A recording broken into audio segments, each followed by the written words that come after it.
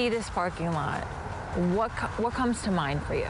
When I come here, I know that this was the last place that they were. It's a different life now. It's a different life. It's not at all what I planned. But then I realized that it's not about me. It's about what God wants me to do. Saturday marks the 5-year anniversary of one of West Michigan's most violent days, the Kalamazoo shooting rampage. 6 people died that night, and countless others have continued forward with deep heartache. And right now at 6, News 8's Heather Walker looks at the impact of that tragic day 5 years later. Tonight, we will focus on the victims and heroes of that night, not the shooter behind the violence. When I come here, I know that this was the last place that they were. And so when I'm in that frame of mind, it's comforting. 5 years later, Lori Smith revisiting the spot where she lost her husband and son.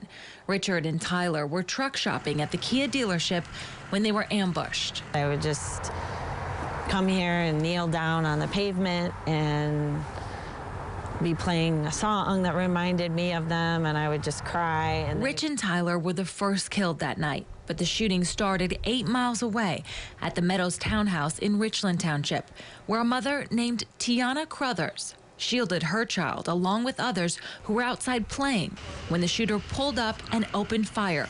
She was shot several times and survived. I'm trying to be the same person that I was, but that is entirely impossible. From there, the shooter, who was driving for Uber, picked up and dropped off riders before heading to the Kia dealership. Tyler's girlfriend, Alexis Cornish, was also there that night, but she stayed in the back seat, a decision that saved her life. Her next decision may have saved many more. After the shooter left, she grabbed a phone from Tyler's pocket and called for help.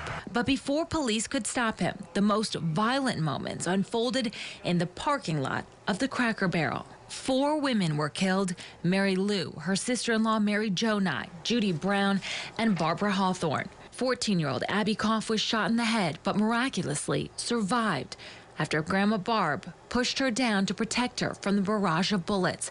The shooter was located by police shortly after and taken into custody. He will remain behind bars for the rest of his life. in some ways, it feels like longer than 5 years when I think about, when was the last time that I, heard Rich and Tyler's voice or, felt their hugs or whatever, their laughs. But then in a lot of ways, I will never forget that night. Lori helped pass legislation that created a statewide public threat alert system, which warns the public of an immediate threat to public safety through your cell phone, similar to an Amber Alert.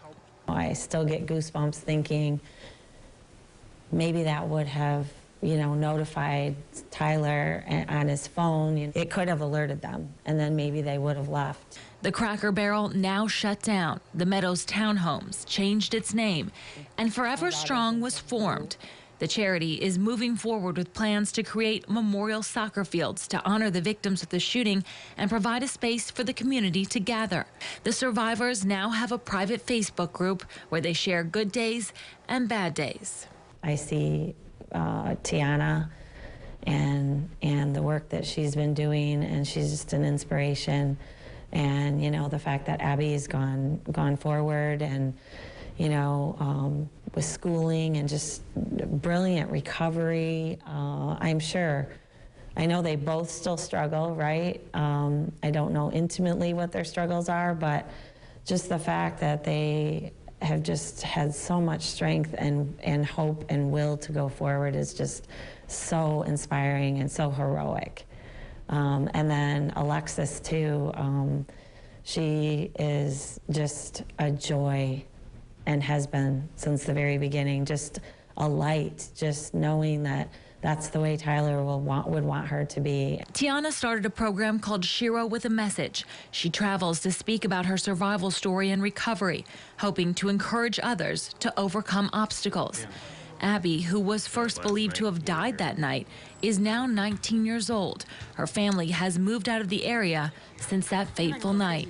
And Alexis, she received her esthetician license and is working full-time. At the Smith's house, a new family member, Tyler's sister, gave birth to a daughter who's now 3. She is a joy, as you might imagine, and we see a lot of, you know, similarities with both Rich and Tyler. There was a period when Lori thought she might not go on. Is it my time, God? Is it my time? And so I've stopped asking that. She now realizes that she was left here for a purpose, to carry on the legacy of the lives we lost that night.